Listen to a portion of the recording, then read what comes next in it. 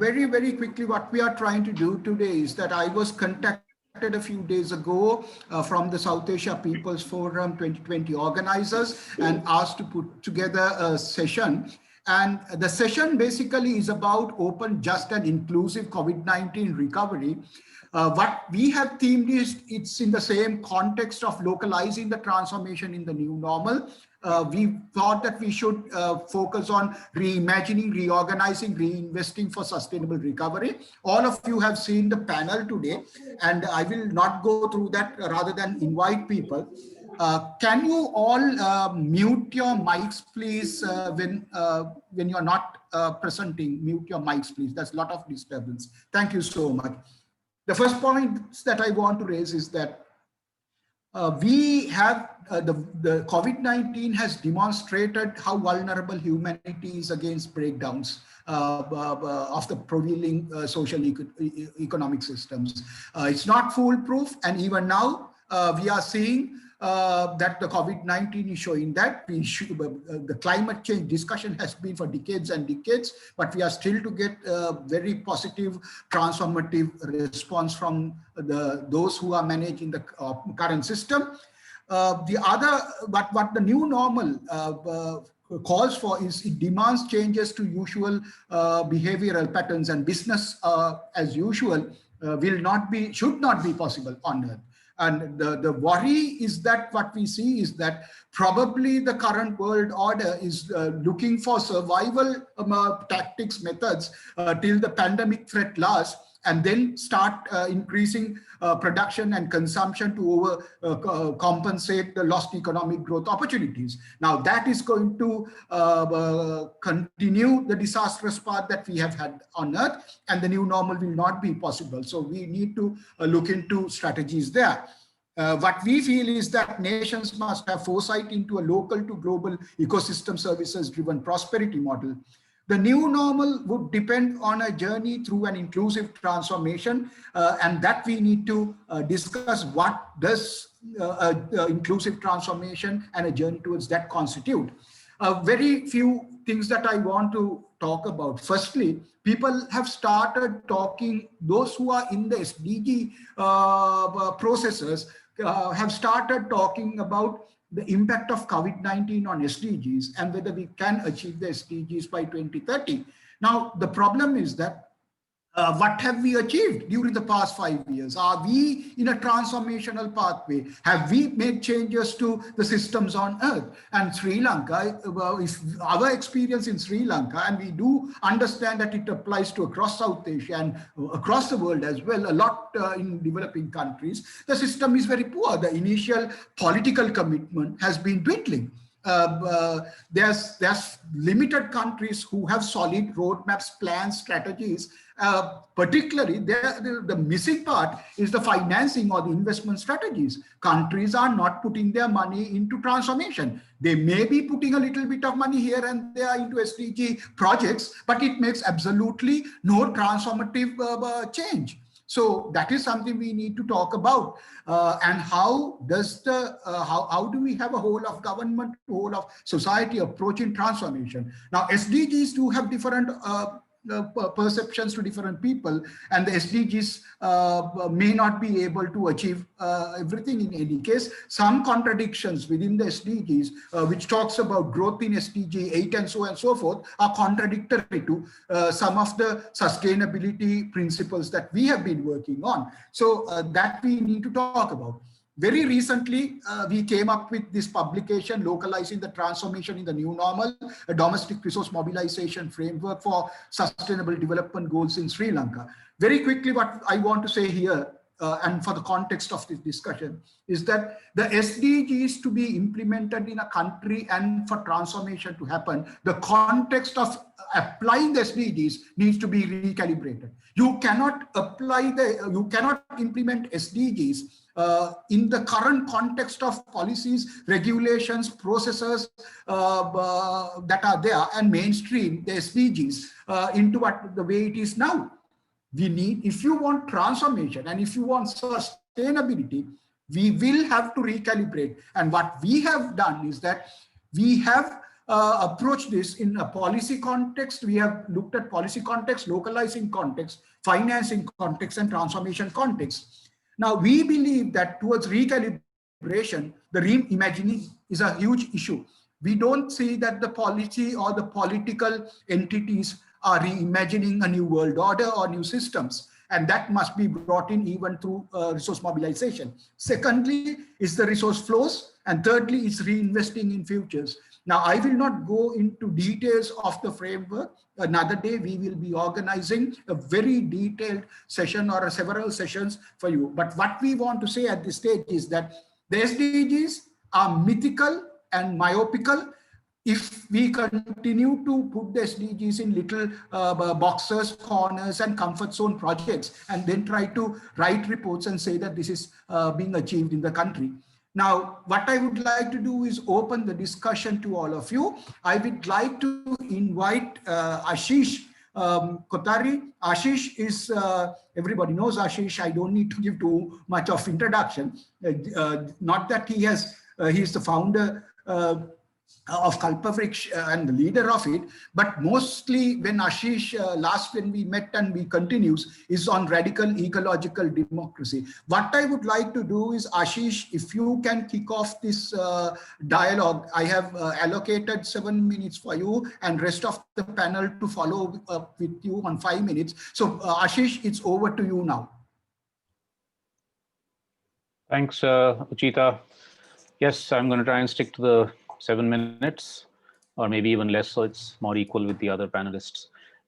Thanks for kicking this off, and it's quite an exciting panel, so I'm looking forward to hearing everybody else from both India and other countries, and especially the young people here with us.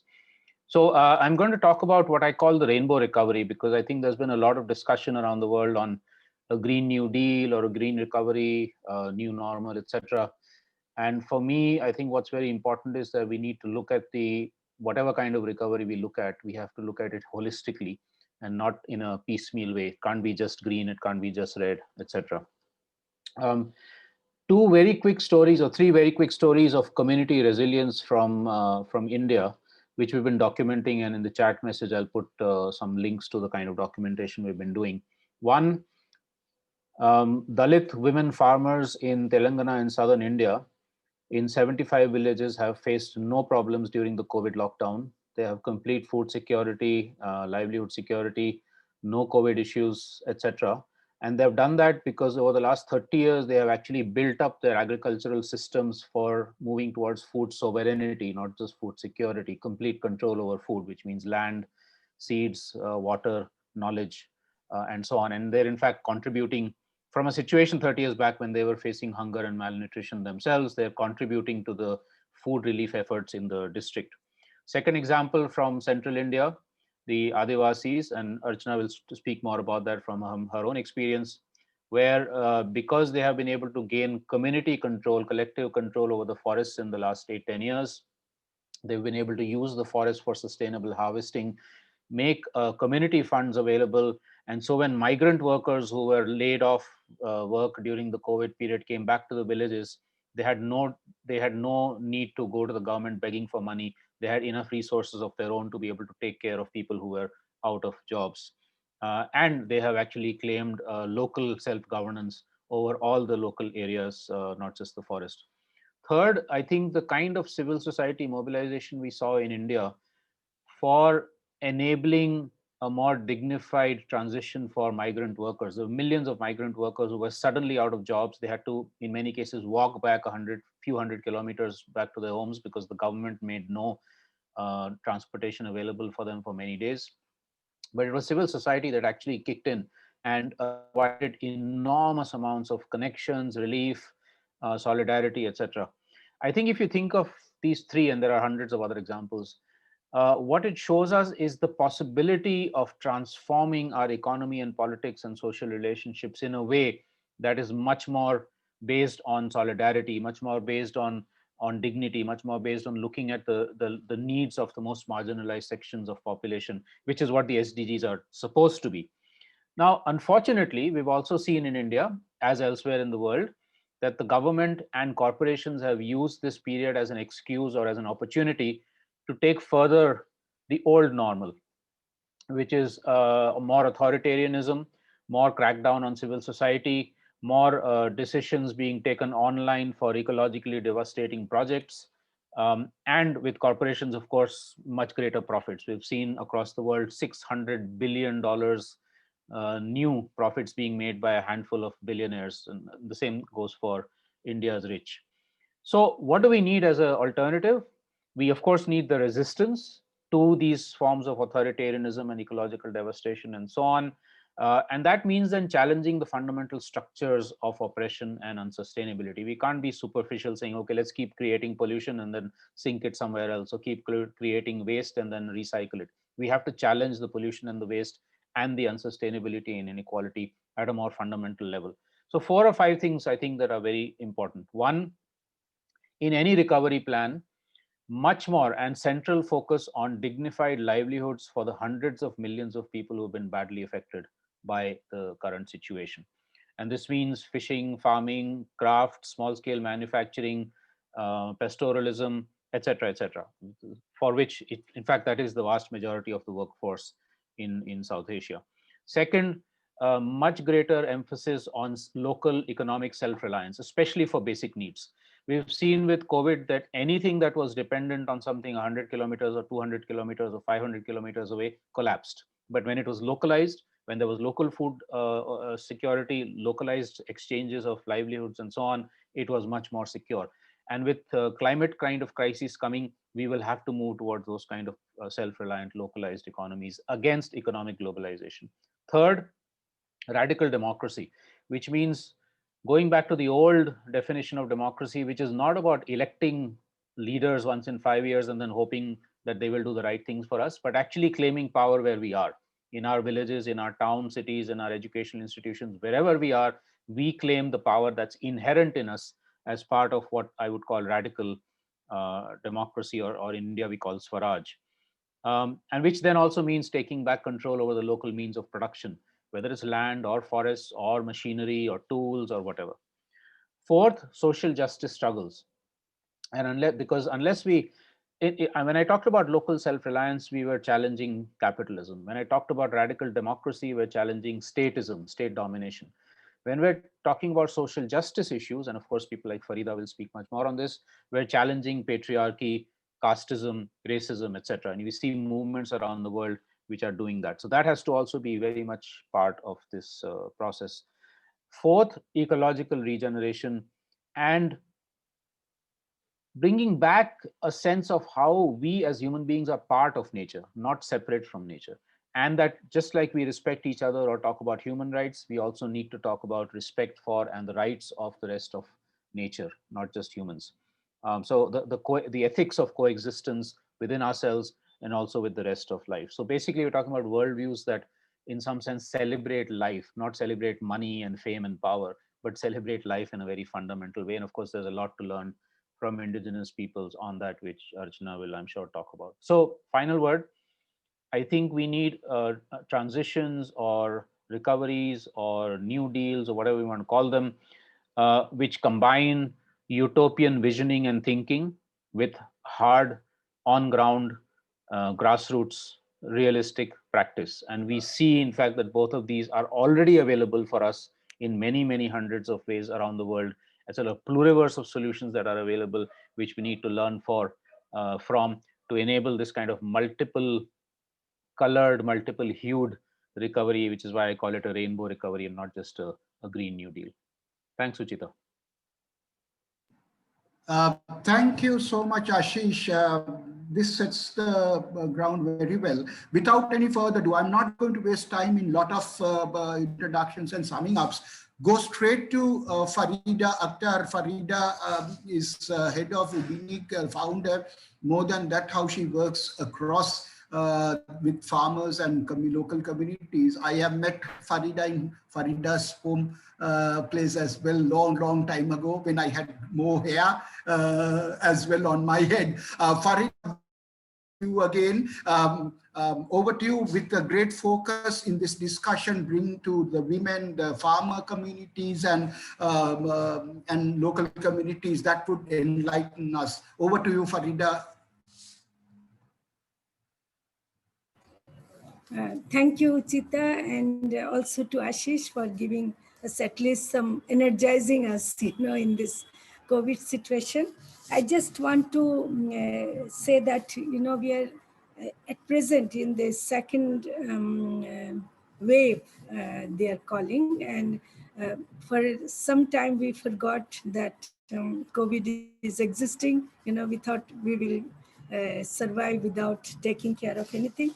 But I think what needs to be seen is that it's not only COVID as a virus that has affected us, it is also the lockdown and the other measures taken by the government in response to COVID. So that also the development policies that we had for a long time was really not pro people. And just because, and particularly they ignored the women's needs, they ignored poor farmers' needs. And so there was, now there is, what is happening is that farmers have faced tremendous flood during last few months, 6 times flood, and also untimely rain. And when it was necessary to have rain, we did not have rain, so they lost a major crop, almond season. And then there are people who are losing jobs in the cities, are going back to the villages, the ready-made garment workers, the people who are coming back from overseas.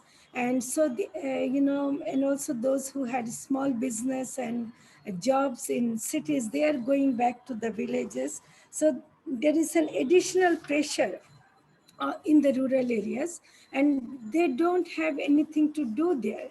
But what happened was, and also like if we talk about the handloom weavers who produce clothes for us, and we have very high quality weavers who have good skills, but now they are completely out of job.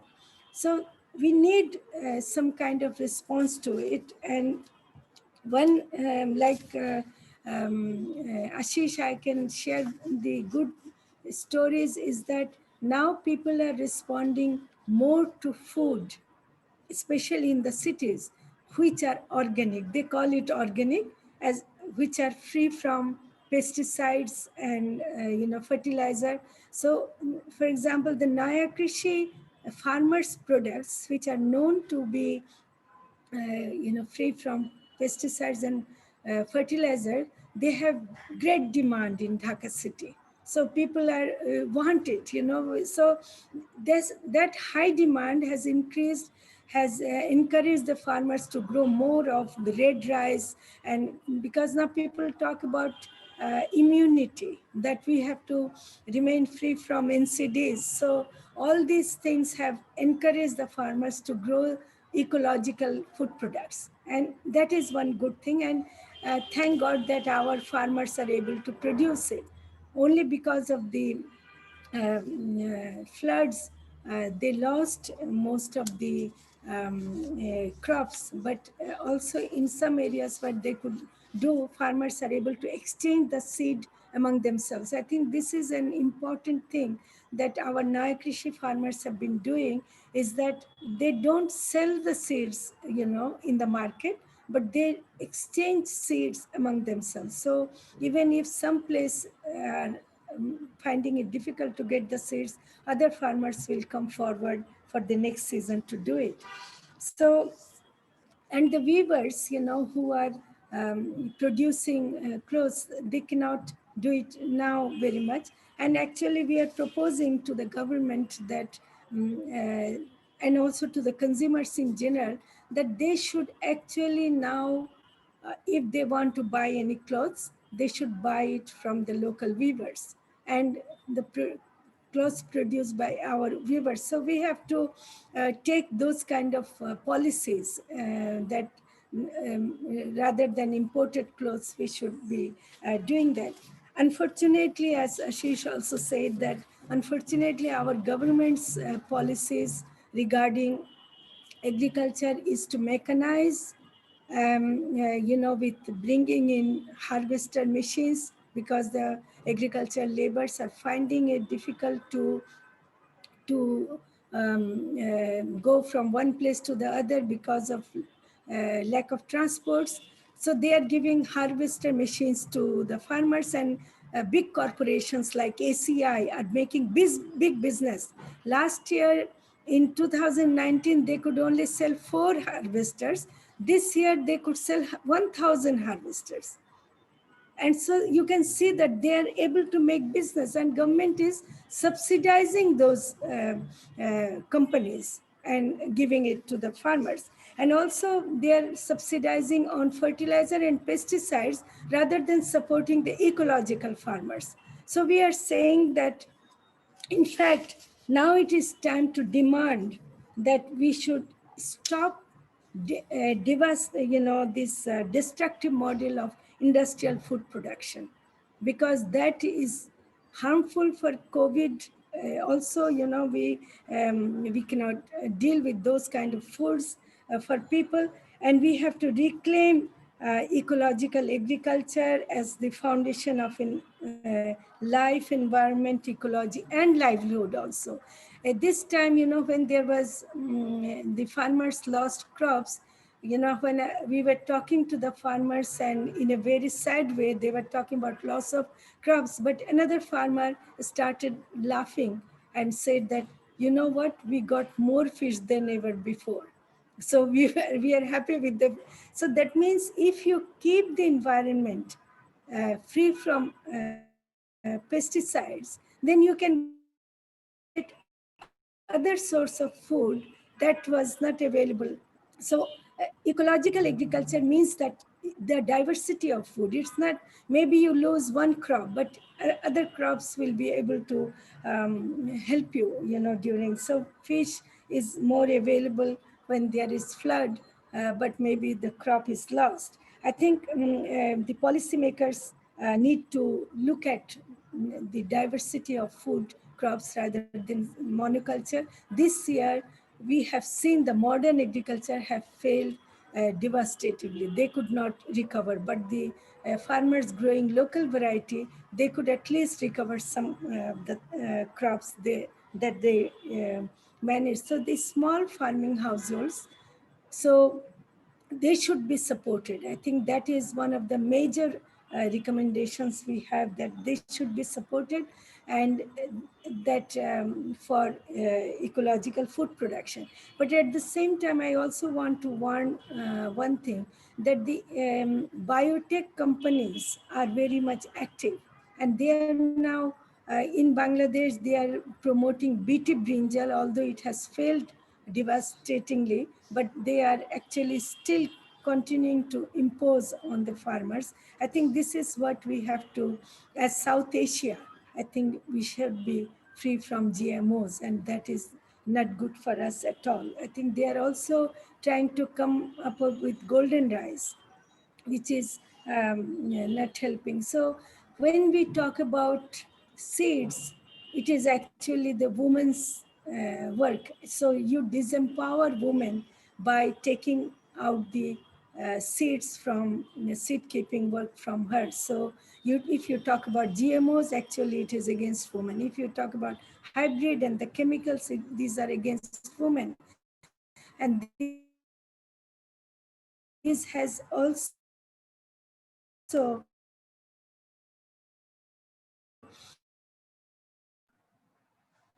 the increased fertilizers injected, and so they are so devastated that in the families now there is so unhappiness, and the result is more. Uchita, if I'm going more than my time, please stop me.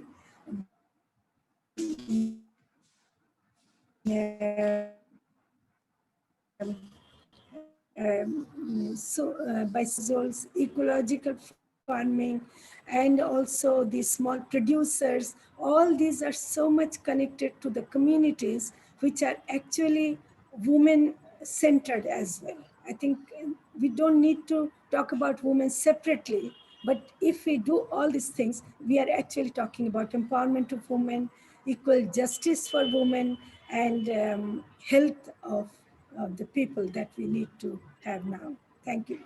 Thank you so much, and you're always such an inspiration to us, a lot to learn from. What I would like to do very quickly is go directly to my friend Karma Yonten from Bhutan. Karma Yonten, I mean, he calls himself, and I think the country calls him the garbage man, and he's very proud about it, who's the first entrepreneur with garbage. And why I invited him, and what I think is that how the entrepreneurs and the workers, that perspective to bring into this dialogue. Karma is directly deep in the workspace and the people. Karma, over to you from Bhutan to make your presentation. 5 minutes, please. Thank you, Uchita. Hello, everyone. Bhutan couldn't escape also.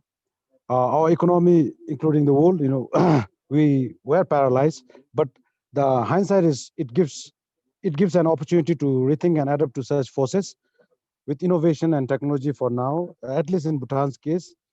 So in Bhutan now, everything is getting digitalized. When I say digitalized, at least in our case, the platform wasn't so organized or digitally, we weren't doing much. So, but now digitalizing of public services is such one innovation that is moving forward, and the government has already identified it as a flagship. So there's a heightened zeal and energy for that, because this has always been a hindrance for our economy, for prosperity and development. And there has been always delay in public services delivery. Therefore, digitalizing of public services is happening. Regarding my personal cases in our sector, the waste management sector, things have improved, I must say, because we are looking from a positive perspective. It has improved because once the border was sealed on 24th March, our international borders were sealed. So somehow that has hit our recycling industry worst. So the volume of recyclable, when we couldn't export our recyclables, that has, all these garbages started coming in the waste stream. So now we are able to compile the right data, and that is somehow pushing us to create our own local economy for at least recyclables. Even in terms of management of human resources, we are going digital, and that way this has helped us a lot. It was a shock at first, but when recycling industry was hurt, but then now uh, we are taking the lead to organize the recycling industry in Bhutan. So that way it is helping us a lot. When I'm saying recycling industry, the scenario in Bhutan was totally different. We were forced to having no recycling industry, and everything was getting exported. And as said, the volume of garbage increasing in the landfill has also increased the employment employee in landfill management. Uh, that way, in our case, we are adapting with it, and we are being very, we are seeking support from our government, and that way now even government is focused to think of a local circular economy, thereby recycling of the residuals or recyclables. That is the current scenario in Bhutan. Have I said it, Uchita? Thank you, Karma. As always, to the point. And one thing that we need to do is we've been talking about you coming to Sri Lanka, me coming back to Bhutan. And I think we need to extend this, because there's a lot, once the COVID-19 threat goes away, we have lot more work to do than we had, that we can see now.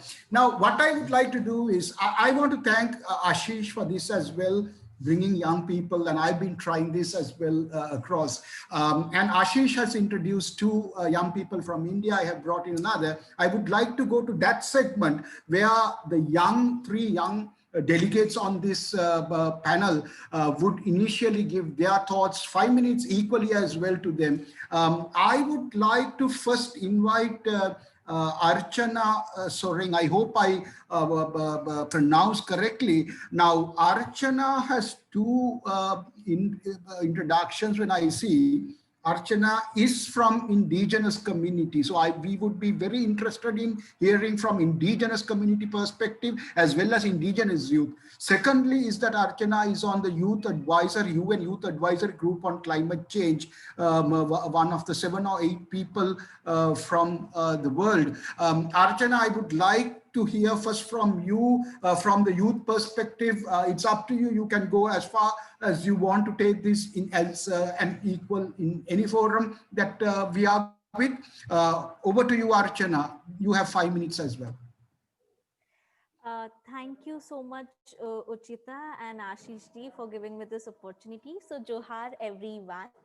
As you rightly said, I'll be talking 3 points today. And as today we all are discussing about how we go towards an open, inclusive COVID-19 recovery and imagining it from a localized perspective.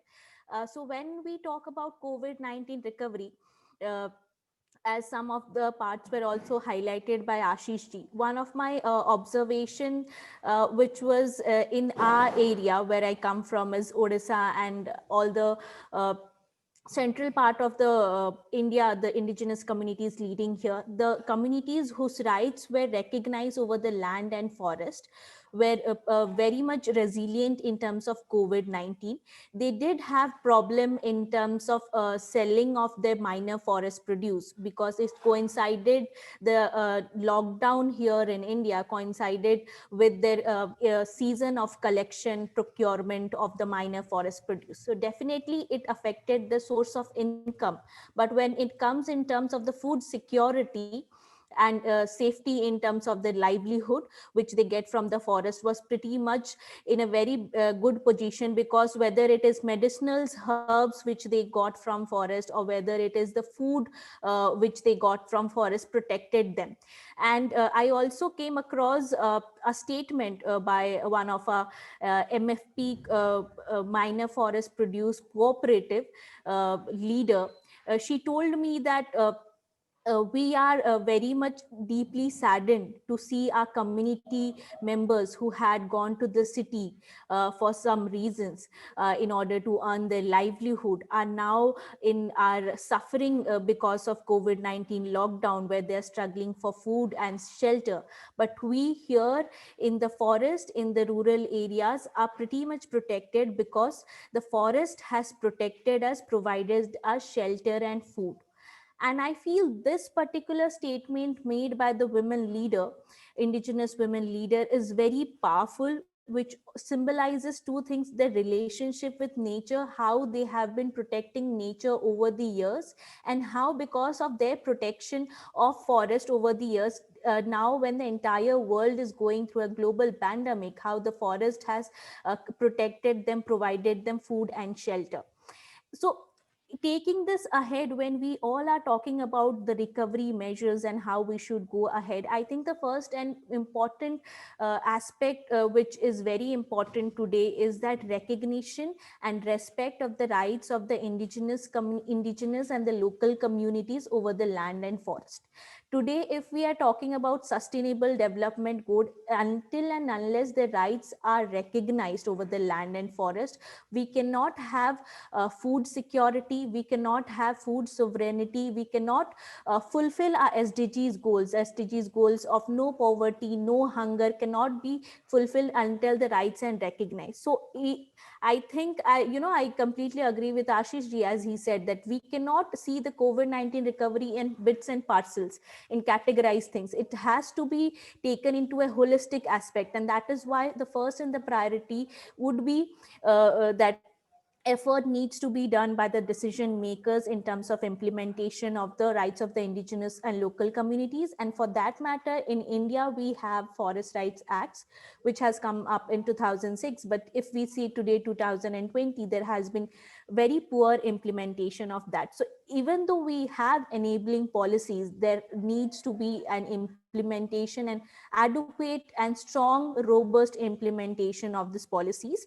And similarly, I also would like to say that when we are talking about revitalization of the economies, rural livelihoods needs to be strengthened. And for that matter, I feel when we all are talking about green jobs, we need to emphasize and reflect amongst ourselves that the indigenous communities have always been leading a life which is eco-friendly, and they have been engaged in the economies which is eco-friendly. Like for examples, the minor forest produce, which is a major source of income for them, needs to be or accepted or acknowledged as green jobs.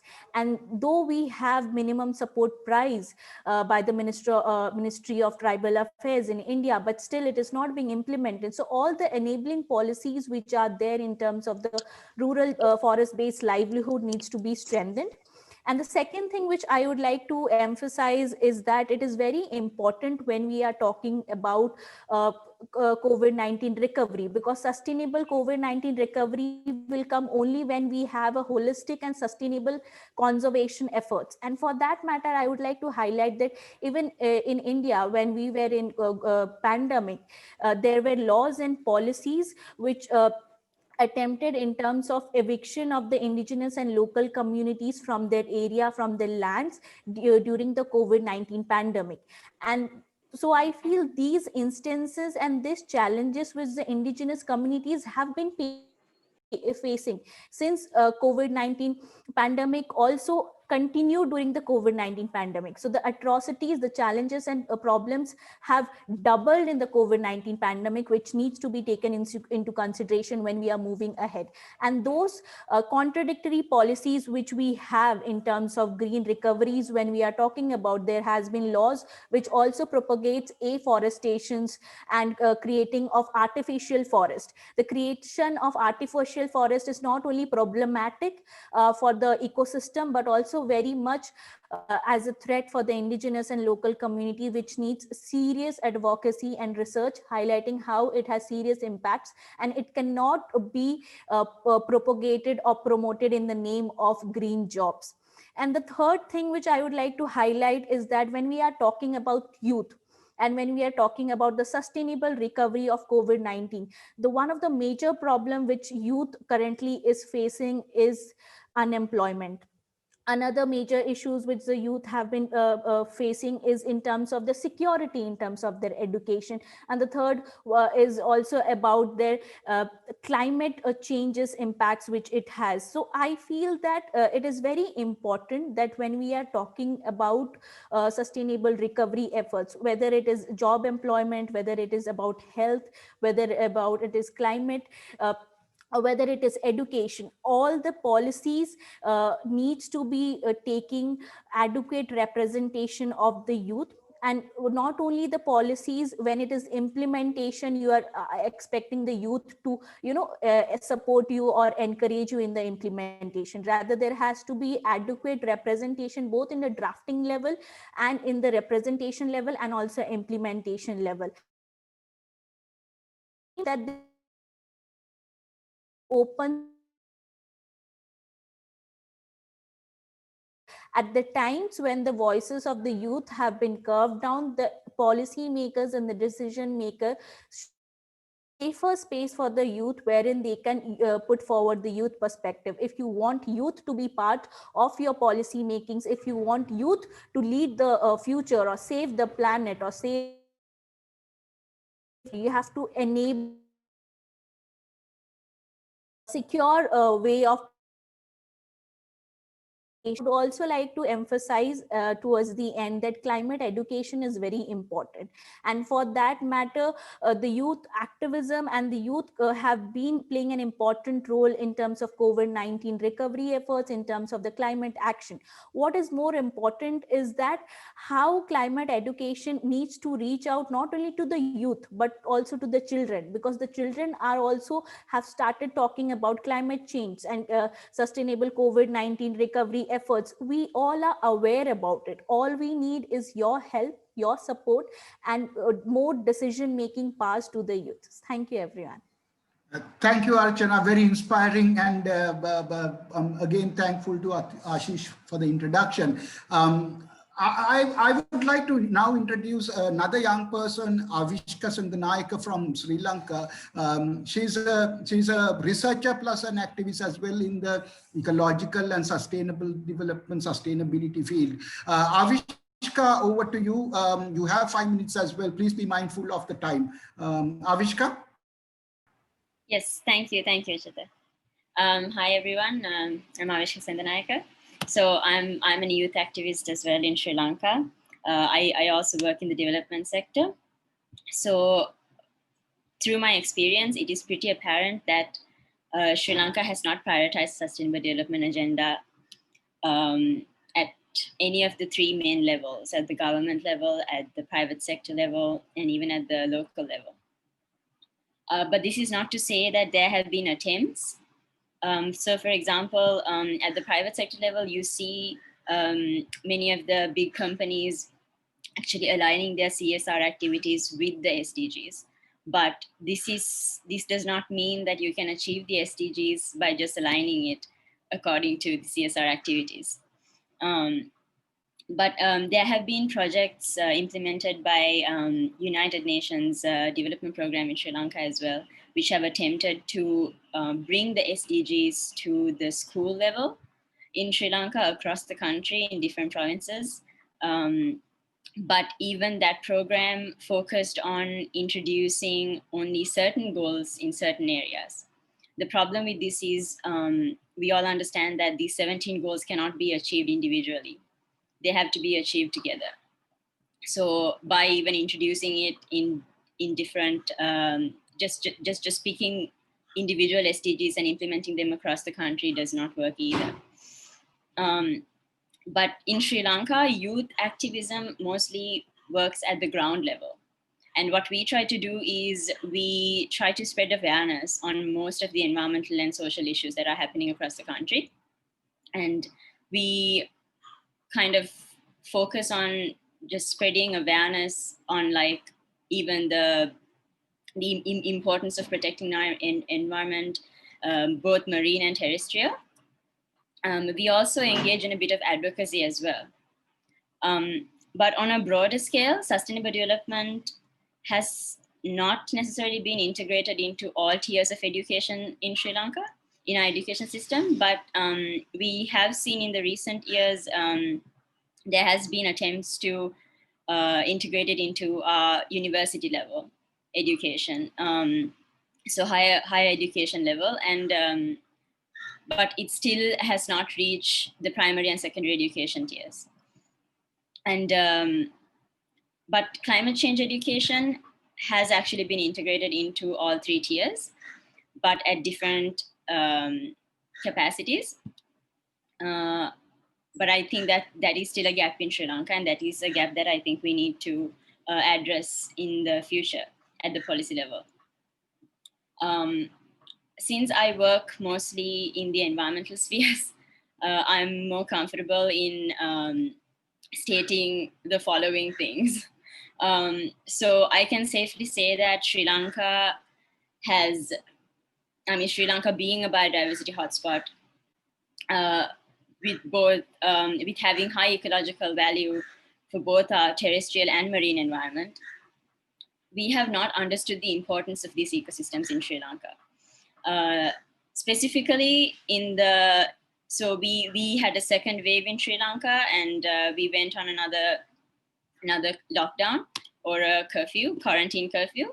During this time, there was a circular which we were actually fighting for before the lockdown happened, that was passed in Parliament. And this circular basically removed other state forest plans from the Department of Forest Conservation to divisional and district secretariats. And this is talking about 700,000 hectares of forest land.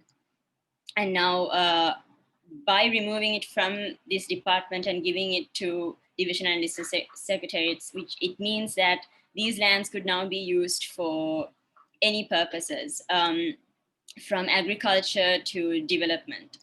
And as youth in Sri Lanka, we are genuinely concerned about this, because we do have very strong policies, very strong legislation and regulations in Sri Lanka in terms of our environment, which date back to like 1950s even. But when it comes to enforcing these policies and implementing these, Sri Lanka is very fares very poorly in that. And which is why I think we are genuinely concerned that at this time, our forests are in danger. We are currently even running campaigns trying to get people support to do something about this. Because right now, our current government and the way our current country is heading towards right now is mostly towards infrastructure development as well as agriculture. Now, we are not saying that infrastructure development is not needed. We are not saying that agriculture is not needed, but both of these things have to happen sustainably. And there are sustainable ways of doing infrastructure projects, and there are sustainable ways of doing agriculture as well that are practiced globally. I mean, we can definitely get examples even from places like India. With all of these tools in hand, what we ask from our leaders is basically to incorporate sustainability into these sectors, actually into all the sectors. Sri Lanka is also highly vulnerable to climate change. We have been identified as one of the top 10 countries in the world for having the highest risk of climate change impacts by the Global Climate Risk Index from 2018 to 2020. So we have been consistently in the top 10 for these 3 years. And Sri Lanka has prioritized climate change as a major issue, and we have established the Climate Change Secretariat, which focuses mainly on climate change adaptation, which is also really important for Sri Lanka because most of our farming community depends on this for their livelihoods, and majority of our country is working in the agriculture sector. So climate change adaptation is really important. But since we do not prioritize climate change mitigation, that puts a huge strain on our natural resources, which brings me back to my previous point of protecting our forests. Because we don't give priority to mitigation, we think that destroying our forests and using all of those resources for infrastructure and agriculture will pave the way for development. But we all know that that's not going to happen. And what is scary for us right now is, even with this pandemic, even after seeing what this pandemic can do to all the countries globally, somehow Sri Lanka has still not understood the importance of conserving our natural environment. And we will continue to obviously push towards that. But one of the things that I think I would like to also highlight is that on a positive note, Sri Lanka is still a developing nation, and we have time to actually integrate sustainable development into all of these sectors. We have time to engage all the stakeholders, from private sector to youth, to indigenous community, to academics, everybody, to just come on board and help the country achieve these goals. We can still do that because we're still a developing nation. But we have to, I mean, as youth, what we push for is that please enforce existing policies and existing regulations and legislation, because we have really good ones in Sri Lanka. So just by enforcing them would do a great deal and increase our protected areas, which would result in, obviously, the preservation of all our natural. Avishka, we have to move on to the next speaker. Yeah, sorry. So you finish up, wrap up. Yeah, so I'm at my final statement. I think as youth in Sri Lanka, what we are trying to push for is resource economics as well. We are trying to bring resource economics onto the table so that we don't actually use the current economic model, and that we move towards a sustainable economic model. Thank you. Thank you so much, Avishka. And without any further ado, looking at the time slot, I would like to go to Anjali Dalmia. Anjali, I just I couldn't get too much, but I looked at the profiles and felt that, saw that Anjali is 20 and working in villages and working with women, and also an activist on ecological issues. Over to you, Anjali. Anjali wanted to speak last in the youth group, so I oblige. Anjali, over to you. And 5 minutes. Yes, thank you so much, Uchita and Ashish also for inviting me here and giving me this platform today. So just to add on, I think some of the points that have been briefly touched on by Archana and Avishka both as well, and especially some of the points that Archana mentioned as the last point with youth. So I want to highlight first the challenges, some of the challenges that I am seeing right now in terms of youth and how they are being able to participate in localizing this transformation and this recovery. And then what are some of the approaches that I feel at least can be or should be looked at. So when we look at challenges, I think even Archana and Avishka both spoke about education being one of the important aspects. And I think mainly I want to address here is how do we localize the sort of youth energy and how do we localize the discourse amongst youth? So I feel like, especially during the COVID time, what has definitely happened is there has been an increasing shift towards digital mediums. There has been an increasing shift towards digital activism. And there has been a lot of connections that have been formed between people because of the pandemic. I think people who had never spoken before are now talking. I'm sitting here talking to everyone. But at the same time, I think it has alienated a lot of young people from going on ground and actually understanding what's happening. I think a lot of conversations are missing right now. So there's I would say there's a gap in terms of an actual understanding, and I would not claim to have this myself either completely. I'm also very new to this. So I would say that there is a large gap in terms of young people going on ground and actually learning and understanding by doing rather than just talking or listening to people. Especially this has been, I think, enhanced in the COVID time.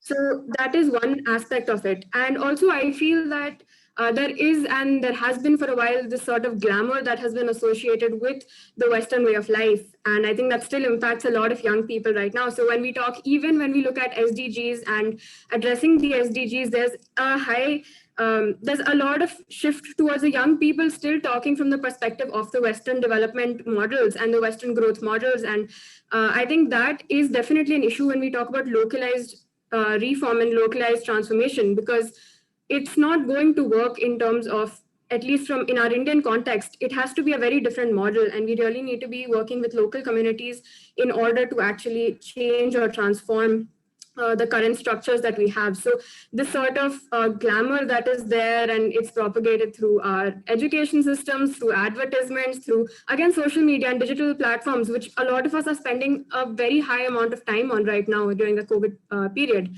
So I would say that this is one big issue there. I think the other issue that young people, especially right now, are facing is this they're a little torn between needing to feel like we have to act immediately in order to mitigate the climate crisis, but also the long-term solutions that are actually required in order to address many of the structures that are causing this climate crisis. So we see that there's a lot of quick short-term actions that youth want to take in order to help and get involved.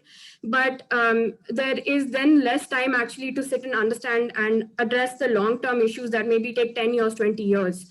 So I would say that is, and this, I think I also noticed quite a bit during the, when there was the whole crisis. I mean, it's still happening, but the whole migration crisis when it was at the forefront and a lot of youth got involved. There was many small strategies that were implemented by young people, but they, for example, didn't keep into account ecological damages. So there was a lot of plastic wrapping and a lot of, like sanitary napkins and many things that were handed out to people without keeping in mind what the ecological damages of this would be in order handing out so many kits to people. So these were some issues. And just one more thing is, I think, the inaccessibility to the discourse itself. So amongst youth, because of, I think, that glamour of the West, our discussion is also highly in English. And that does leave out a very big population of the youth. The youth is not a homogeneous group either. It's an entire generation, which means there's so many young people involved. And most of them, in India, at least many of them do not understand or speak English.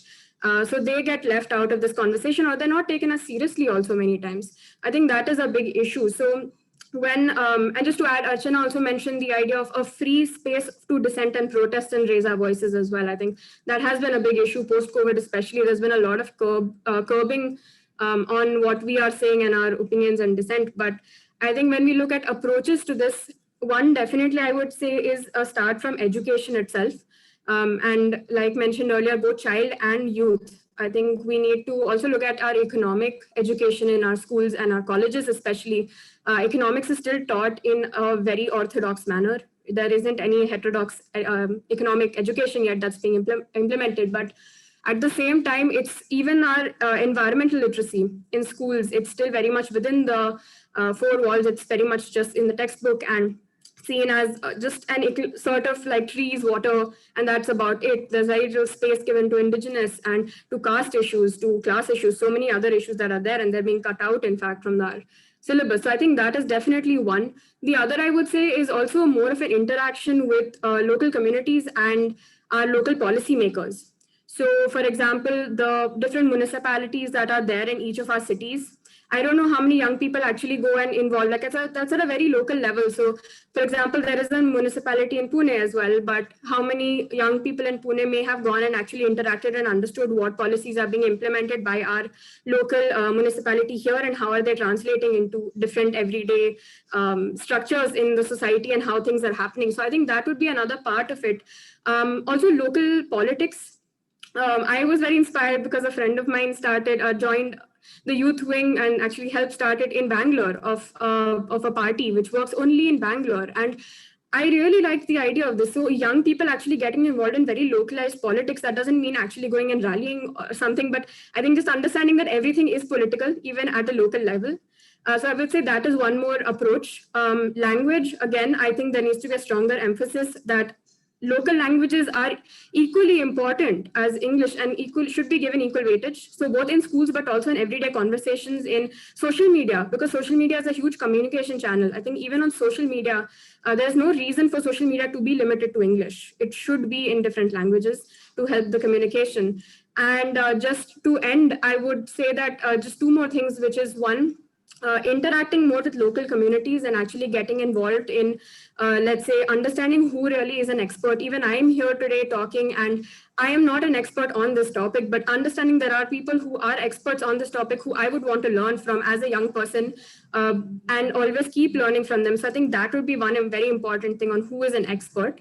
And just to end then, I think another very big challenge right now to young people is to get out of this sort of development and capitalistic way of life that we have grown up with. And it is embedded in many of us. The desire to succeed, the desire to, work at a larger level when not at a local level. So I think these are some of the challenges and approaches that I would suggest, or I have in mind at least. So thank you very much.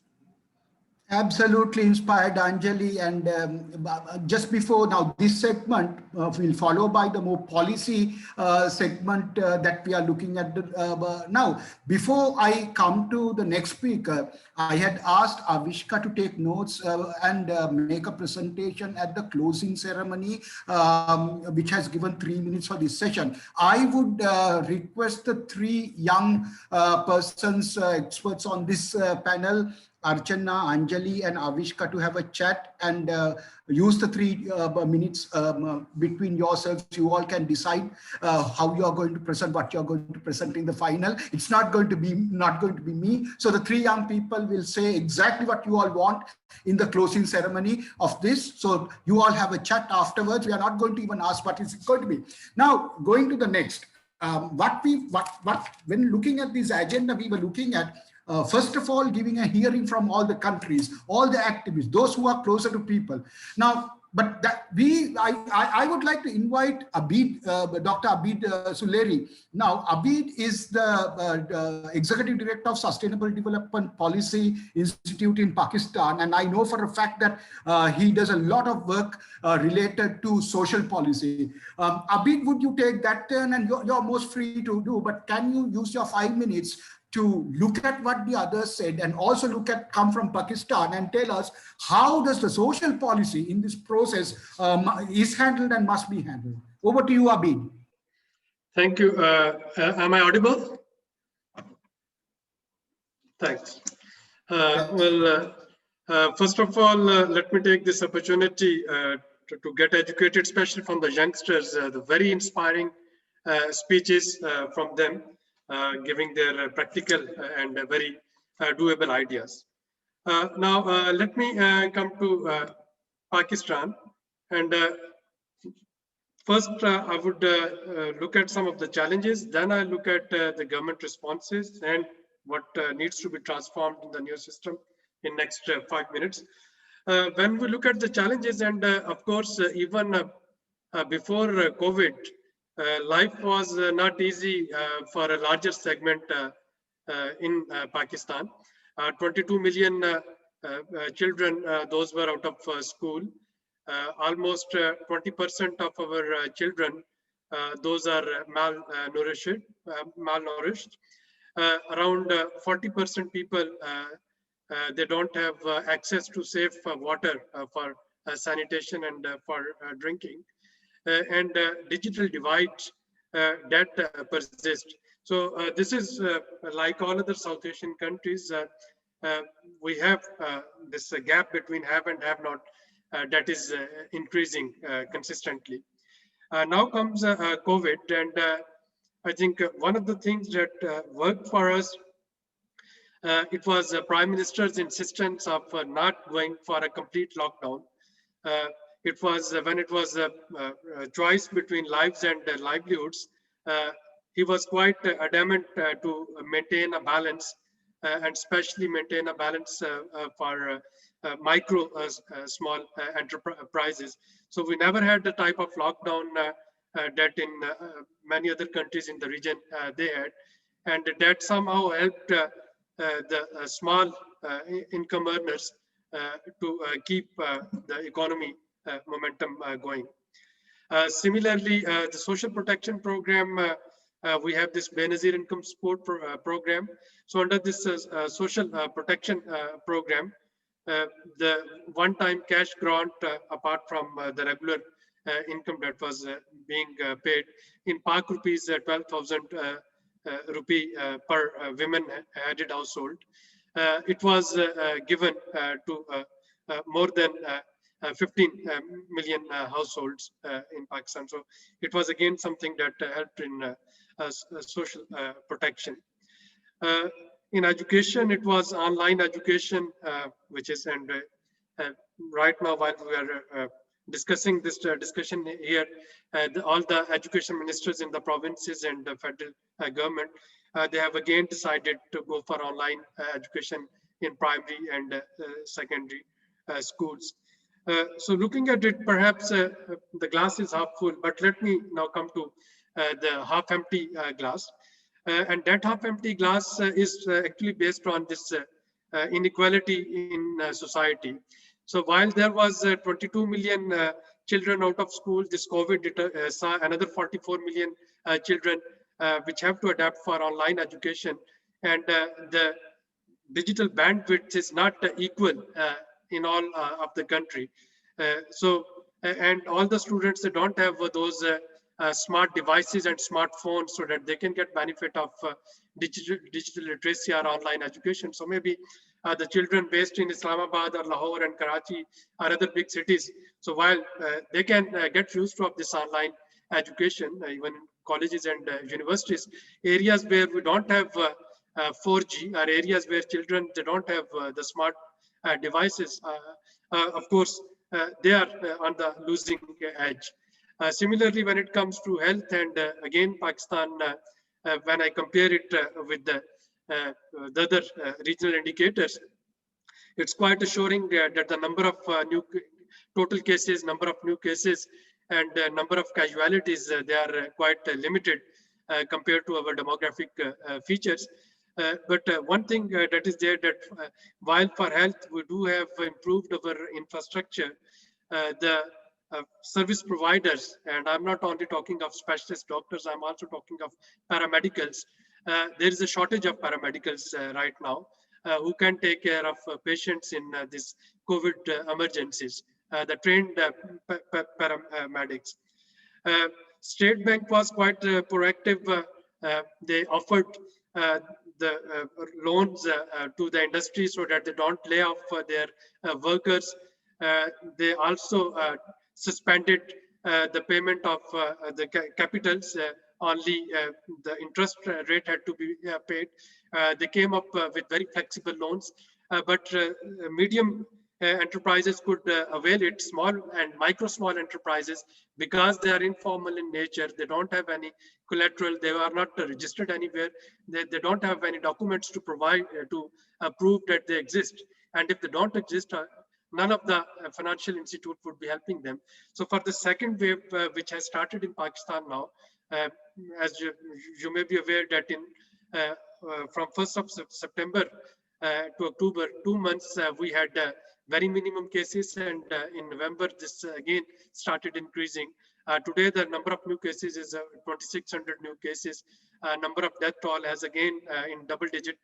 It is around 35 deaths today. So while we can anticipate that the second wave is coming and it may hit us somewhere in mid-January or last week of December, the more vulnerable segment is now small and small entrepreneurs. The more vulnerable are the students who don't have, who are residing in the areas where we don't have 4G, or who don't have access to all the digital gadgets. The more vulnerable is the population, 40%, which was already lacking sanitation facilities and access to drinking water. So now expecting them to wash their hands after every half an hour is simply not possible for them. Similarly, for social protection, we again has to see that how we can expand this payments of another round of 12,000 or 15,000, whatever the government decides. And finally, I would reiterate that this is, and on this forum, perhaps we need to recommend that this is the time when governments, they have to think beyond GDP. The numbers, GDP and fiscal deficit and current account deficit and all other macroeconomic indicators, they don't matter right now. Right now, we have to advocate for investment in human capital. It is the investment in human capital, even if it is borrowed. Whatever we will invest in strengthening our resilience and invest in human capital, that would pay off in the life of after COVID, if we have access to some sort of vaccination. So right now, I'm not bothered about loans, or I'm not bothered about fiscal deficit, as long as they are spent on human capital. If they are spent on this mega infrastructure project, or if they're spent on other, I would term them non-productive use of those loans. But if they're spent on social sector, and I think ray of hope that one finds far SDGs in this COVID is that the governments, they are compelled to now focus on health, they are compelled to focus on education, they are compelled to focus on social protection, and they are compelled to embark upon the next industrial revolution. And this is where, if we can have a human-centric approach to deal with it, I would see silver lining with this catastrophe and with this pandemic. And if we miss this opportunity as well, then of course we'll be loser. The government would be loser, as well as people would be a loser. And we should not let our governments lose their focus from human capital development. I'll stop here. Thank you, Abid, and you bring us to a good point when Dr. Diliraj Kannal from Nepal joins us. Dr. Kannal has been on the National Planning Commission and is the chairman of the International Institute for Policy Research and Development, been a parliamentary member, and my invitation was to focus more on the economic side of it, and maybe you can follow up from what Abid was just saying and go on. 5 minutes for you as well, Dr. Kannal. Warm welcome and thank you for accepting the invitation at a last minute.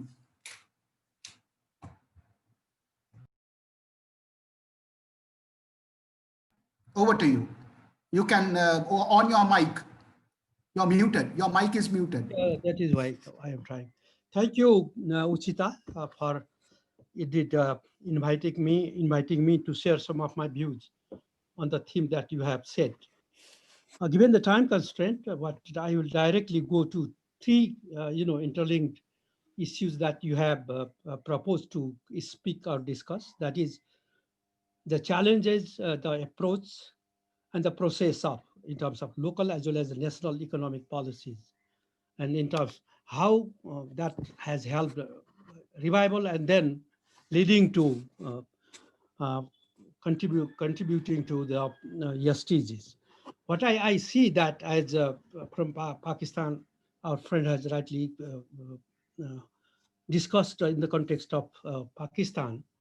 In Nepal's context also, what I see that given the, the pre-existing vulnerabilities in the multiple front, the COVID indeed has, enhanced or deepened crisis, multiple crises with starting from, health crisis, then livelihood crisis, and then economic crisis. And that has directly or indirectly, uh,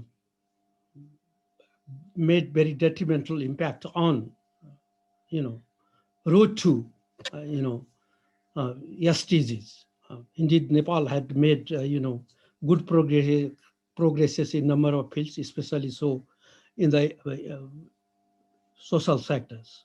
And also, if we look into the achievement in poverty reduction over time, we also see that there has been drastic reduction, at least in the consumption poverty over time. But what has happened that not only in terms of halting the progress, but also, it has reverted many of the progress that has been made so far, especially the food crisis, and then inequality, exclusion, the in terms of historical conditions, and then various contemporary factors that were aggravating the injustice and the inequality, and exclusion that has also aggravated in the post COVID period. In order to address those challenges and crises, indeed government had some responses, and it is, I see, quite similar to other South Asian countries, for instance. What the government did was, it was basically the center-centric, I should say, in terms of processes, though it was that in terms of involvement and participation, especially in dealing with the COVID cases and health services, at the same time providing various relief measures, local governments that were very much involved. But in terms of policy, initiating, program initiating, and then, implementing, broadly it was more centric policies, and those policies encompassed, for instance, the relief programs. In that also I see not so much fiscal stimulus that were implemented. That was largely the monetary stimulus, as we see in many other South Asian countries, where the role of the government minimizes, except some tax reliefs and some concession to the user groups and all that. And that was much more focused on the supply side, and how that demand is generated over time. That was not properly looked into. And then the relief program that was also implemented for some time, and that has been phased out. Therefore, what I see that in terms of responses, providing reliefs at the same time through some sort of fiscal and monetary measures, stimulus, some sort of revival process that was introduced. I said in the beginning that now the COVID cases that are rising every day, at the same time, the challenges in terms of reviving the economy, and more so because of the informal sector workers particularly, and the other vulnerable sections of the population that is badly affected. At the same time, the very major economic sectors that have been badly affected. What I see is that the revival from the short-term perspective, really for the revival program that has been implemented, I think that is not adequate. What I see is that basically in our context, what has happened that we talk, in terms of rhetorics, we talk often about the transformative approach, but at the end, what we see that we broadly follow some incremental approach and some status quo approach, basically, grounded on the so-called neoliberal orthodoxy. That has really, what has happened that the kind of, in this crisis period, the kind of transformative approach in which, the structural impediments that would have been corrected, the institutions more, inclusive and more equity-oriented institutional reforms that would have been pursued, simultaneously, that has not happened. In this, discussion, what I see is that probably more pressure, more, lobbying that has to be made really to adopt, transformative approach in from two, two strategic, two-pronged approaches. One is that broad, comprehensive, program focusing, short-term program that focuses on reliefs to the people who are much more affected due to the COVID. And then another is that from medium to long-term perspective, though the SDGs have been internalized up to the provinces and the local level, what is needed is that a new way, new priority, new form of restructuring, and a new form of sequencing that is required.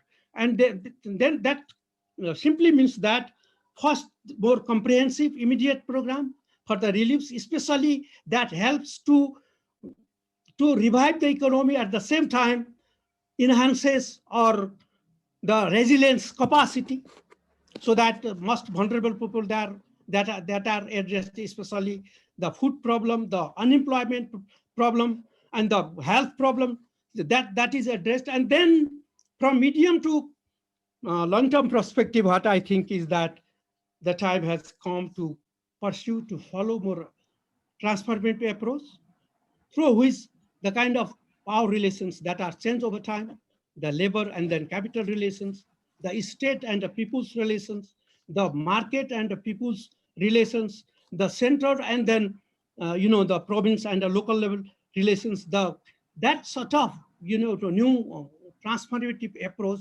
in terms of changing the relations, so that new kind of transformation that could be pursued, so that the kind of goals that has been set within the SDGs that could be achieved. In the context of Nepal, what I think is that there are still, big scope and opportunity, especially the agriculture sector or the production sector. You have to focus and transform the agriculture sector from the grassroots, at the same time linking with the industrialization.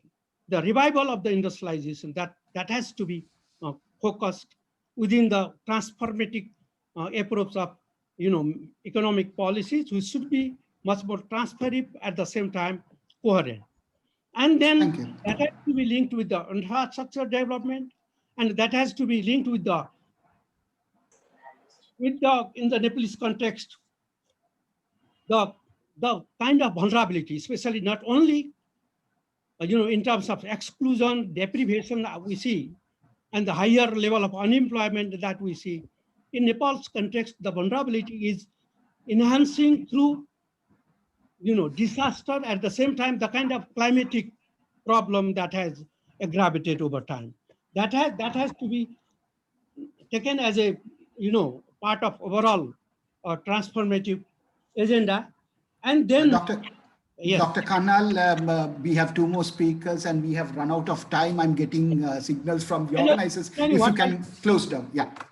Finally, what is that the time has come to take the crisis as an opportunity to follow new discourse that focuses on health, social development, and then that focuses on a new kind of economic transformation, social transformation, at the same time the vulnerability in terms of people's vulnerability, at the same time the climate environmental led vulnerability, that should be integrated as a part of transformation in which the governance system, institutional reform, governance system should be part of the entire discourse. Thank you very much. Thank you so much. Let's go very quickly to the last two speakers because we need to close this session for the next session to start. Professor Prashanti Gunavardhana is an environmental economist at the University of Sri Jayawardena and closely works with us on all these issues. Prashanti, can you, it would be good to shorten, but maximum 5 minutes to you to start wrapping up this before Rangas takes over. Over to you, Professor Prashanti. Yeah, thank you, Uchita. First of all, I would like to start with this COVID virus thing. I mean, basically, first we need to understand why it has come. So the most acceptable interpretation is that we have exceeded the capacities of our environment and we have destroyed too much of natural capital. And the result is that the pathogens have lost their natural habitats, and so therefore they have to find out a new host, and which is the human. So as a solution, what can we do? I mean, we have been discussing so many things. So in the transformation context, I would like to highlight two things. One thing is that the alternative pathways. I mean, so much has been talked about these alternative traditional lifestyles and the traditional visions, which are more sustainable. So looking back to the past, actually, we can learn a lot of things. I mean, the most important items in the traditional lifestyles and their various components. So just to highlight one of important feature of these traditional systems, we can recognize the multiple value system. I would call it a multiple value system. Just take one example of traditional rice varieties. So it provides immunity for the users. And in addition, these rice varieties, they have tolerance against the climatic extremes. I mean, again, another problem we are facing, the climate change, and they can themselves withstand the pests and diseases. So in summary, what we can say is that the indigenous systems have multiple value systems. So in solving a multiple or multifaceted problem, we need to have a solution with multiple dimensions. So the indigenous knowledge therefore provides a very important solution to us. And also the traditional disease prevention mechanisms. So, I mean, within the Sri Lankan context, we are using these preventative medicine, which are not, I mean, it's not a practice available from the Western medicine. So we, in the country, we are using currently traditional isolation systems, the traditional preventive medicine. I mean, within even the Western hospitals, we could see that these are being used. And in addition, the second point I would like to highlight is from the current knowledge. From the current knowledge, there is this ecosystem valuation or the environmental economics concept. We need to establish, I mean, we need to bring this COVID thing into this context. For example, there has been much research on that, how the high air pollution is associated with the, I mean, higher spread of the disease. So if you can calculate the cost of air pollution in relation to the incidence of the COVID, you know, we can really establish a case that why we need to reduce air pollution. And also on the other hand, we have very much evidence onto the how the natural environment can prevent the spread of the disease. I mean, the role of natural capital in preventing the spread of the disease. I mean, why people who are in the rural environment with the good quality of air, why there is less spread of diseases. So, I mean, Sri Lanka has a lot of, you know, policy context in relation to environmental valuation. For example, we have our National Environmental Act, Electricity Act, Marine Pollution Prevention Act, and Environmental Conservation Levy Act. I mean, which has, you know, the policy context related to the environmental valuation. But we do not see that much is happening. And I think this is now high time that we incorporate all these environmental concerns and environmental values into the policy. So therefore, I mean, many multiple problems we are facing today can be properly addressed. So in summary, I would like to highlight what we can learn from the past, the traditional knowledge, and what we can learn from the present knowledge, the ecosystem valuation. And I think Uchita will also highlight that the ecosystem-based prosperity model is that what we are looking for. Thank you very much. Thank you, Professor Prashanti. Thank you for being on time as well. What I have done is I have asked my colleague, Mr. Rangapal Lawal, the immediately former CEO of Janata Action, to help wrap up this session, considering what has been discussed, and in less than 5 minutes ideally, to give us a final context as to where are we and where we need to go from the discussion today. Over to you, Ranga. Okay. Thank you very much, Uchita, and good afternoon, ladies and gentlemen. Thank you very much for giving the opportunity for me to talk at the end. It gave me the kind of a dilemma. One is you are running out of points to talk. Second one is, of course, you have the challenge of summarizing the eminent panel mentioned, and I must say I'm pretty much inspired, as well as I got a lot of information and knowledge personally also to understand the situation. I think if you look at and listen to what the panelists mentioned, there are a few things that we have identified. That is, the current situation, triggered by COVID-19, is not just only a health issue. It has sustainable development, the social aspects, the environmental aspect, as well as the economic aspects. And probably some of the vulnerabilities in these three domains have amplified the vulnerabilities. We have been discussing about the reasons why it has happened, and we've been discussing about the continuing old normal, and we have been discussing about destroying the diversity of the ecology, as well as the environmental aspects, and that's something good. And we have encouragingly seen that the need for circularity and the mix of sovereignty, as well as mix of integrating a multi-stakeholder approach for this. And finally, I think one of the summary aspect is that we have seen the need for a structured framework for multi-stakeholder participation, obtaining knowledge, capacities, and understanding or vision of different stakeholders together to meet this challenge. And if I summarize, if we see what are the recommendations to move ahead, is that COVID-19 is just a one unseen or unforecasted vulnerability or a risk that will definitely hinder the sustainable development. And at the same time, there are a number of other well-known risks or well-known vulnerabilities as well. So if we can't look at COVID-19 as a standalone domain, it's an inbuilt, it's an integrated aspect. So definitely the other well-known risks also need to be taken into the account if we are thinking of strategies to move ahead. So climate change is one that was talking about, loss of biodiversity, the poverty, the economic aspects, all these are risks. And of course, probably well-known risks. So we need to look at it as kind of a holistic approach. At the same time, there are a lot of investments we need to bounce back in different ways. Probably we expect the governments to bring in investments, but at the same time, we cannot forget that the individual level or the private investments bringing in here, and how to blend it with whatever if the international support is available, how to blend it and bring these investments into a strategic level of bouncing back.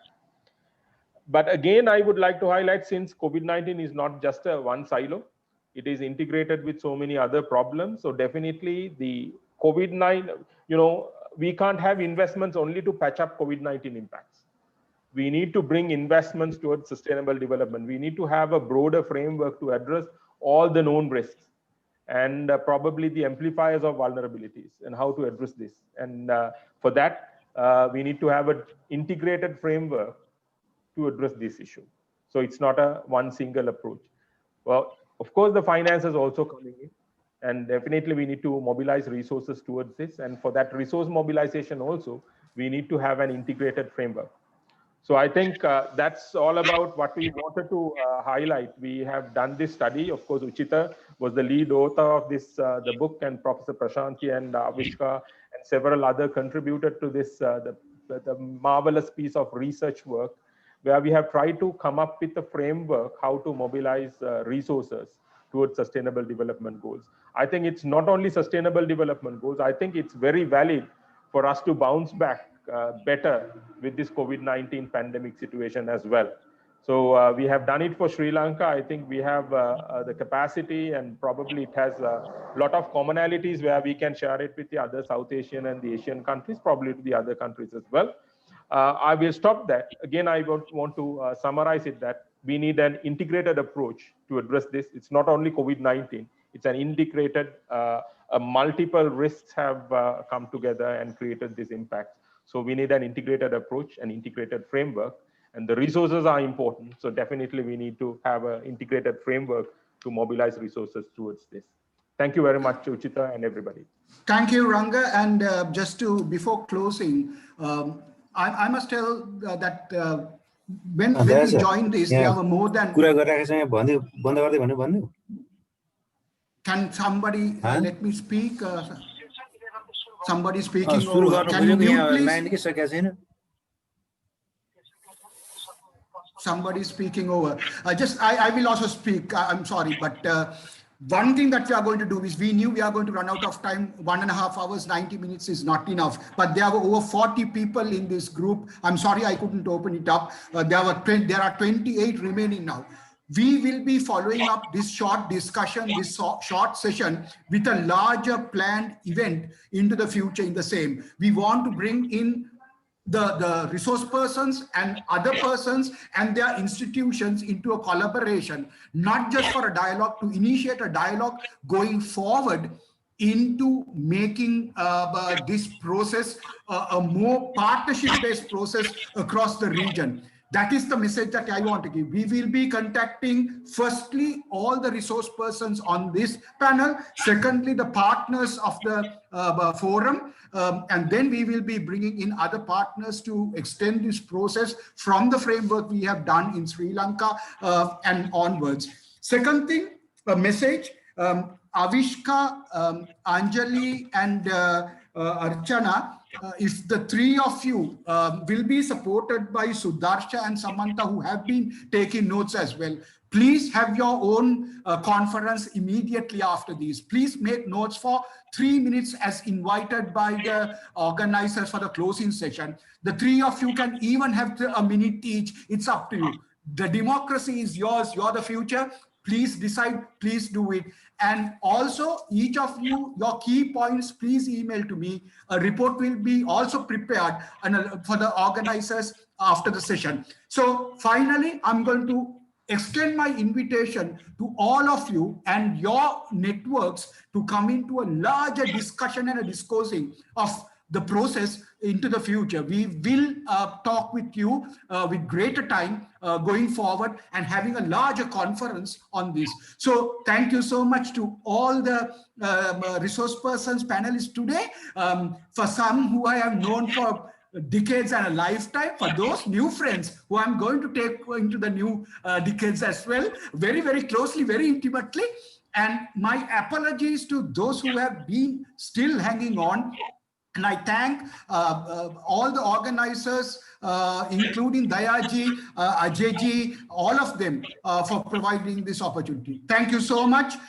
Do take care. Be safe in the pandemic, but be mindful as well. Let's go for the transformation. It's our world. Thank you. Thank you. Start new session. Bye-bye. Bye. We need all. to start new session. Okay, we will leave now. Okay, bye-bye. We will leave now. I just end the meeting for all. Okay.